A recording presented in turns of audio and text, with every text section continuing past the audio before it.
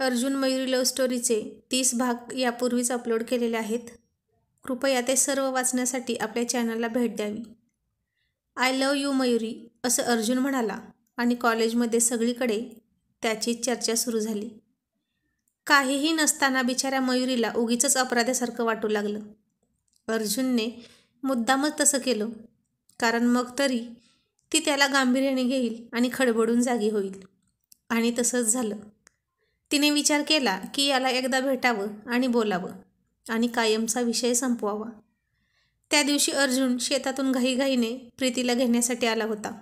उशीर झाला म्हणून घरी न जाता तो तसाच आला होता आणि त्याचे कपडे चिखलाने माखलेले होते, पण त्याला काही फरक पडत नव्हता. तसाही तो खूप रुबाबदार दिसायचा. तरी पण तो गाडीत बसून प्रीतीची वाट पाहत होता आणि आरशात पाठीमागून मयुरी त्याला येताना दिसली आणि तो आरशात तिला पाहून म्हणाला, वधू पक्ष चर्चेला येत आहे बहुतेक, आणि स्वतःशीच हसला. आणि ती येऊन त्याच्यापाशी थांबली आणि ती का आली आहे हे त्यानं लगेच ओळखलं. आधी ती त्याच्या नजरेला नजर न देताच म्हणाली, मला तुझ्याशी काही बोलायचं आहे, आणि त्यानेही मोबाईलमध्ये डोकं घातलं. ती पुन्हा त्याच्याकडे पाहत म्हणाली, मला तुझ्याशी जरा बोलायचं आहे. कोण मी? तू माझ्याशी बोलत आहेस का? असा तो म्हणाला. इथं दुसरं कोण आहे का आपल्या दोघांशिवाय? अशी ती म्हणाली आणि तो मनात म्हणाला, हेच तर हवंय मला, फक्त तू आणि मी, दोघांशिवाय दुसरं कोणीच नको. आणि मग अर्जुन इकडे तिकडे पाहत नाटकी आवाजात म्हणाला, नाही बाबा, कोणीच नाही दिसत. आणि मग हळू आवाजात म्हणाला, फक्त आपण दोघं आणि दोघंच आहोत, जस्ट ओनली यू अँड मी. आणि त्याच्या आवाजातील हेतू तिला कळला आणि म्हणाली, तू असं का म्हणालास? काय ग? फक्त आणि फक्त तू आणि मी हेच ना? ते नाही. परवा शर्मिष्ठाजवळ काय म्हणाला? कुठे काय? काहीच नाही. खोटं बोलू नकोस, मला सगळं माहीत आहे. आहे ना माहीत?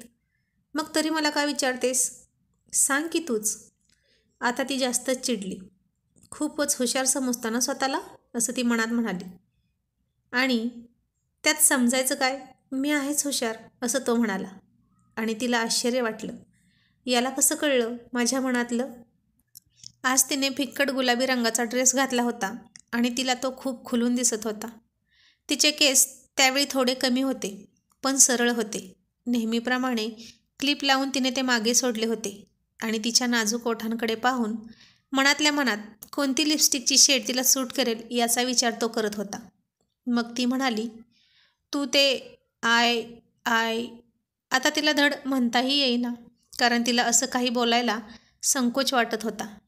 त्याच्यासमोर लाज वाटायची काहीच गरज नव्हती, पण तरीसुद्धा एखाद्या मुलासमोर बिनधास्त असं बोलण्याइतकी धीट ती नव्हती किंवा तेवढी ताळतंत्र सोडून वागणारी नव्हती. आणि अर्जुन तिची ही गंमत पाहून आतल्या आत ओठ दाबून हसत होता. मग तोच पटकन म्हणाला, आय लव्ह यू मयुरी.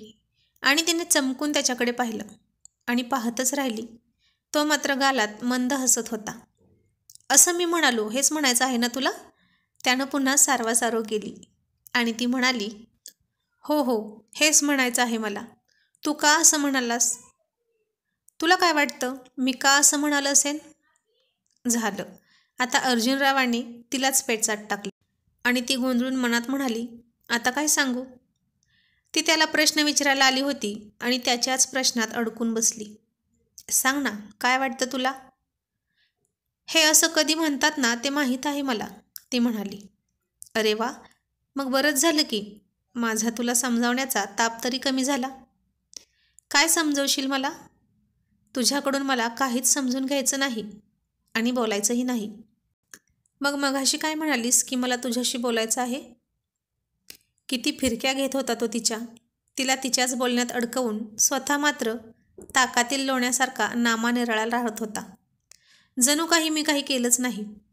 आणि मग तिला काहीच सुचलं नाही की काय उत्तर देऊ. त्याच्यासारख्या हुशार मुलाशी वाद घालत बसणं म्हणजे काही खायचं काम नव्हतं. पण त्यावेळी साध्या सरळ मयुरीला कुठं त्याचं हे वाक्चातुर्य माहीत होतं. आणि तो मनात म्हणत होता, तुझ्यासारख्या वेंधळीचा माझ्यापुढे काय निभाव लागणार. पण मला खूप आवडेल तुझ्या आयुष्याचा जोडीदार व्हायला, तुझ्या गोंधळलेल्या प्रवासाचा साक्षीदार व्हायला. मग ती शेवटचं मुद्द्याचं बोलायचं म्हणून म्हणाली, हे बघ, मी तुझ्यावर प्रेम करत नाही. बरं, तो सहज म्हणाला, मग मैत्री तरी कर. ते तरी चालेल ना? नाही, मी तुझ्याशी मैत्री पण करणार नाही. ठीक आहे, मग लग्न कर आणि हो माझी बायको. आणि तिला त्याच्या या आगाऊ बोलण्याचं नवल वाटलं. कसला निर्लज्ज आहे हा, किती सहज बोलतोय. आणि ती त्याला म्हणाली, हे बघ, मी एका मुलावर प्रेम करते आणि त्याच्याशीच लग्न करणार आहे. आणि अर्जुन म्हणाला, मीही एका मुलीवर प्रेम करतो आणि मी तिच्याशीच लग्न करणार, इतर कोणाशीच नाही, असा तो ठामपणे म्हणत तिच्या डोळ्यात पाहू लागला. आणि तिने तिची नजर बाजूला वळवली. त्याच्या नजरेत पाहिलं आणि भलतंच काही झालं तर? तिची तिलाच भीती वाटत होती, तिची तिलाच खात्री वाटत नव्हती. आणि मनात म्हणाली, आता काय करायचं? त्याचा तिच्यासाठी वेडेपणा वाढत होता, पण पूर्ण शुद्धीत राहून. आता जर वादविवाद स्पर्धा लावली असती आणि जो जिंकेल त्याला बक्षीस म्हणून मयुरी मिळाली असती, तर त्याने पहिल्या अर्ध्या मिनिटात तिला जिंकून घेतली असती, असं त्याच्या मनात आलं. आणि तो स्वतःशीच हसला आणि मनात म्हणाला, जिंकायचं तर आहेच मला या खोळीला, पण आधी तिचं मन जिंकायचं आहे. आणि त्यासाठी तिने मला मनात थोडी जागा तरी द्यावी. पण माझ्या जागी माझाच राग बसला ना तिच्या मनात. आणि अर्जुनराव असंच वागत राहिलात तर तो राग काही कमी होईल असं वाटत नाही. मुलींशी काय असं बोलतात का? पण काय करू, खानदानी प्रॉब्लेम आहे तो, सवय जाता जात नाही. आपल्याला कुणाची मनधरणी करणं उभ्या जन्मात जमणार नाही बाबा. आणि मग मयुरी रागातच म्हणाली, ठीक आहे, पण एक गोष्ट लक्षात ठेव, मी तुला कधीच होकार देणार नाही. पण मी तो मागितलाच नाही, असं अर्जुन म्हणाला. आणि आता हे काय नवीन? मग आय लव्ह यू मयुरी असं का म्हणाला हा? भोळी मयुरी बुचकळ्यात पडली. मी होकार नाही दिला तर तो लग्न कसा करेल? आणि लग्न नाही केलं तर संसार कसा करेल? त्याच्या एका वाक्यावर ती ढीगभर विचार करत होती. आणि तो विचार मी का करू? कारण मी त्याला होकार नाहीच देणार, नाही म्हणजे नाहीच, असं मनात म्हणाली. आणि मग तो म्हणाला, तू तुझे प्रयत्न करू शकतेस माझ्यापासून दूर राहण्याचे, मी माझे प्रयत्न करत राहीन तुला मिळवण्याचे. बघू काय होईल ते होईल. पण हां, तू मात्र तुझ्यावर कंट्रोल ठेव हां, नाहीतर तुलाच पत्ता नाही लागायचा की तू मला कधी फितूर झालीस. आणि त्याने गोड गोड हसत पटकन तिला डोळा मारला आणि तिच्या काळजात धस्स झालं. कुठेतरी एक बारीक गोड कळ उठली हृदयाच्या आत, खूप आत. पण त्या गोड कळीला दाबत ती विचार करत म्हणाली, काय ही पद्धत मुलींशी बोलण्याची? साधं एक फूल नाही की गिफ्ट नाही आणि म्हणे प्रेम करतो. ती मनात म्हणत होती, याला प्रेम तरी करता येतं का? अशानं एकही मुलगी याला अख्ख्या आयुष्यात हो म्हणणार नाही. मुली काय याच्या मागे लागतात कुणास ठाऊक. आणि स्वतःला हुशार समजतो. आणि तो मनात म्हणत होता, फुलांचं काय घेऊन बसलीस, ते दुसऱ्या दिवशी सुकून जाईल. आधी तू मनाने मला स्वीकार तर, मग बघ तुझ्यावरून जीव ओवाळून टाकीन. आणि तसंच झालं होतं. तिने त्याला स्वीकारलं. त्यानं शेवटपर्यंत तिची मनधरणी केलीच नाही. प्रेम जीवापाड करेल तो, पण याचना करणार नाही.